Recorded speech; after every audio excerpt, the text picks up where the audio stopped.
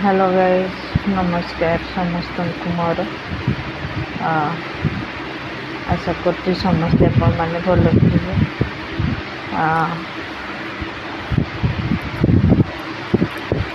ସାଙ୍ଗମାନେ ଆକ୍ଚୁଆଲି ମୋର ଦେହ ଖରାପ ଅଛି, ଯେମିତିକି ଆପଣମାନେ ଦେଖିପାରୁଛନ୍ତି ମୋ ମୁହଁ ବହୁତ ମାତ୍ରାରେ ଫୁଲିଛି। ଦେଖନ୍ତୁ, ଆଉ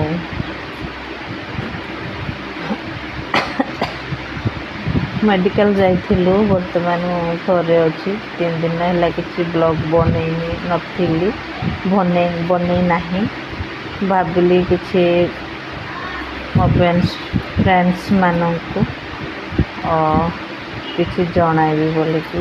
ସାଙ୍ଗମାନେ ପ୍ଲିଜ୍ ସମସ୍ତେ ପ୍ରେ କରିଦିଅନ୍ତୁ ମୁଁ କିନ୍ତୁ ଶୀଘ୍ର ଭଲ ହେଇଯିବି। ଆଉ ଆକ୍ଚୁଆଲି ମୁହଁଟା ବହୁତ ସାରା ଫୁଲି ଯାଇଛି, ଆଉ ଓନ୍ଲି ମୁହଁ ଫୁଲିଛି, ଆଉ କିଛି ବି ଫୁଲି ନାହିଁ। ମୋତେ କାଲିଠୁ ନିଶା ଇଞ୍ଜେକ୍ସନ୍ ଦିଆହେଇଛି ତ, ଆକ୍ଚୁଆଲି ବହୁତ ସାରା ନିଶା ହେଇଯାଇଛି ମୋତେ, ଆଉ ନିଶା ଇଞ୍ଜେକ୍ସନ୍ ଦିଆହେଇଛି। ତ ପ୍ରାୟ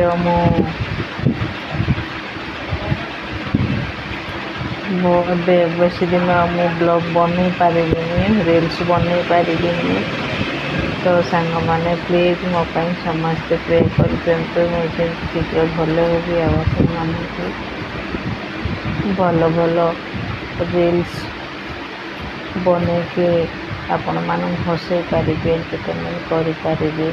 ତ ପ୍ଲିଜ୍ ସମସ୍ତେ ମୋ ପାଇଁ ପ୍ରେ କରିଦିଅନ୍ତୁ। ଆଉ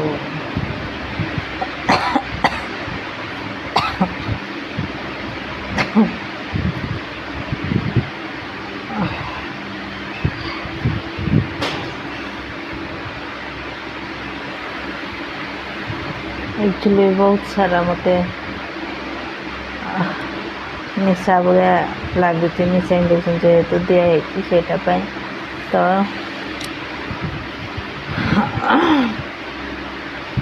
ସମସ୍ତେ ସୁସ୍ଥରେ ରୁହନ୍ତୁ, ଭଲରେ ରୁହନ୍ତୁ। ଆଉ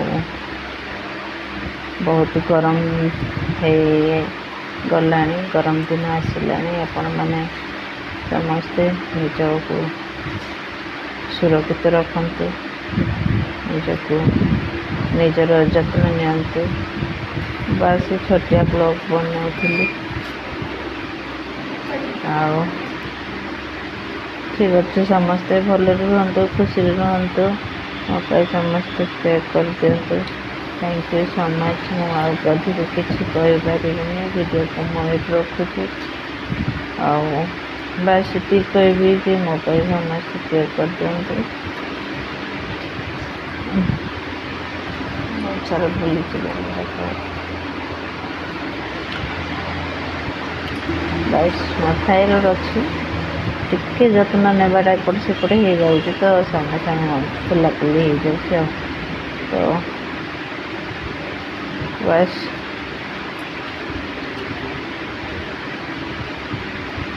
ଓକେ ସାଙ୍ଗମାନେ, ଆଉ ମୁଁ କ'ଣ କହିବି,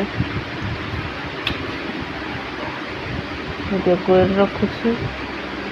ଭିଡ଼ିଓରେ କମେଣ୍ଟ କରନ୍ତୁ, କିଏ ମୋ ପାଇଁ ପ୍ରେ କରିଦେଲେ କ'ଣ କମେଣ୍ଟରେ କହିବେ।